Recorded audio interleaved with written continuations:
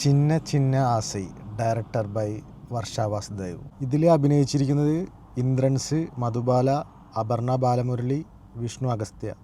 ഇവരാണ് ഇതിലെ പ്രധാന കഥാപാത്രങ്ങൾ. ഇതിൽ അധികം അഭിനേതാക്കളൊന്നും ഇല്ല, വളരെ ലിമിറ്റഡ് ആക്ടേഴ്സിനെ വെച്ചിട്ട് എടുത്തിട്ടുള്ള ഒരു പടമാണ്.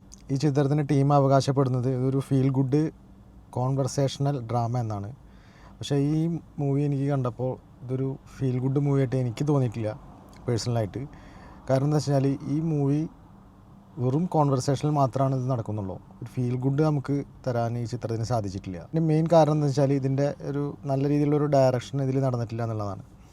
ഒരു സ്റ്റോറിയുടെ ശക്തമായ ഒരു സ്റ്റോറി ഇല്ല എന്നുള്ളതും അതിനൊരു കാരണമാണ്. വളരെ ലാഗായിട്ടാണ് മൂവി പോകുന്നത്. 2 മണിക്കൂർ 6 മിനിറ്റ് പടമുള്ളൂ. ഡ്യൂറേഷനൊക്കെ അധികം കൂടുതലായിട്ടൊന്നുമില്ല, കറക്റ്റ് ഡ്യൂറേഷൻ തന്നെ വരുന്നത്. പക്ഷേ അത് നമുക്ക് വളരെ ബുദ്ധിമുട്ടി കണ്ടു തീർക്കുന്നത് പോലെ ഉള്ളൊരു ഡ്യൂറേഷനായിട്ടാണ് എനിക്ക് തോന്നിയത്. തീരെ തീരാത്ത പോലെ സിനിമ, അത്രയ്ക്ക് ലാഗായിരുന്നു. എന്നുവെച്ചാൽ ഇതിൽ വെറും സംസാരം മാത്രമേ ഉള്ളൂ. വെറുതെ 2 പേര് ഇങ്ങനെ സംസാരിച്ച് ഇങ്ങനെ പോകുന്നു. ഇടയ്ക്ക് നമുക്കൊരു ബീജം, നല്ല രീതിയിലുള്ള ബീജം ഇതിൽ വർക്കായിട്ടുണ്ട്. ബീജം ഇതിൽ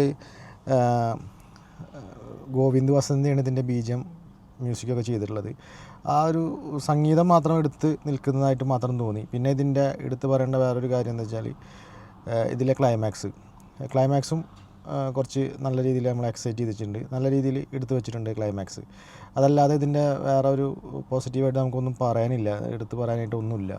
അതെന്ന് വെച്ചാൽ വെറും ഈ ഇങ്ങനെ സംസാരിച്ചിട്ട് അത് നമുക്കായിട്ട് ഇമോഷണലി നമുക്ക് കണക്റ്റ് ആവുന്നില്ല. വെറുതെ ഇങ്ങനെ 2 പേര് ഇങ്ങനെ സംസാരിക്കുന്നു. അതല്ലാതെ നമുക്ക് സിനിമയിലേക്ക് ഇന്നാവാൻ വേണ്ടിയിട്ട് നമുക്ക് പറ്റുന്നില്ല. ഇങ്ങനെ ഭയങ്കരമായിട്ട് ഇങ്ങനെ നമ്മൾ ലാക്കടിപ്പിക്കണ പോലെ തോന്നി. ഇത് ശരിക്കും തിയേറ്ററിൽ ഇറക്കാതെ ഇതൊരു OTTയിൽ ഇറക്കിയായിരുന്നു കുറച്ചുകൂടി നല്ലത്. കാരണം വെച്ചാൽ ഇത് ഒരു തിയേറ്ററിൽ കാണാനുള്ള ഒരു പടം ഇതിൽ ഇല്ല. ക്ലൈമാക്സ് ഒന്ന് മാറ്റി നിർത്തി കഴിഞ്ഞാൽ ഇതിൻ്റെ സ്റ്റോറിയിലേക്ക് കടക്കാം. ഇതിലെ മെയിൻ കഥാപാത്രം അവതരിപ്പിച്ചിട്ടുള്ള മാധു, ലീല എന്നാണ് ആ കഥാപാത്രത്തിൻ്റെ പേര്. തഞ്ചാവൂരിൽ നിന്നും വാരണാസിയിലേക്ക് വരികയാണ്. അവിടെ നിന്ന് അവരോടൊപ്പം വന്ന ആളുകളിൽ നിന്നും കൂട്ടം തെറ്റി അലഞ്ഞ് തിരിഞ്ഞ് നടക്കുന്ന സമയത്ത് ഇന്ദ്രൻസിൻ്റെ കഥാപാത്രം മാധവൻ കണ്ടുമുട്ടുകയാണ്. പിന്നീട് ഒരു ദിവസത്തിൽ നടക്കുന്ന ഒരു കഥയാണ് ചിന്ന ചിന്ന ആസൈ എന്ന മൂവി പറയുന്നത്. പക്ഷേ ഇത് വളരെ ലാഗടിപ്പിച്ചാണ് നമുക്ക് മുന്നിൽ ഇവർ പ്രസൻറ്റ് ചെയ്തിട്ടുള്ളത്. പിന്നെ ഇടയ്ക്കിടയ്ക്ക് വരുന്ന സംഗീതവും ഗോവിന്ദ് വസന്തയുടെ നല്ല, നമുക്ക് ഇടയ്ക്ക് ലാഗ് ചെയ്ത് ഇങ്ങനെ ഇരിക്കുന്ന സമയത്ത് ഈ സംഗീതമാണ് നമ്മളെ ഒന്ന് റിലാക്സ് ആക്കുന്നത്. അതല്ലാതെ വേറെ എടുത്ത് പറയാനായിട്ട് ഒന്നുമില്ല ഈ മൂവിയിൽ.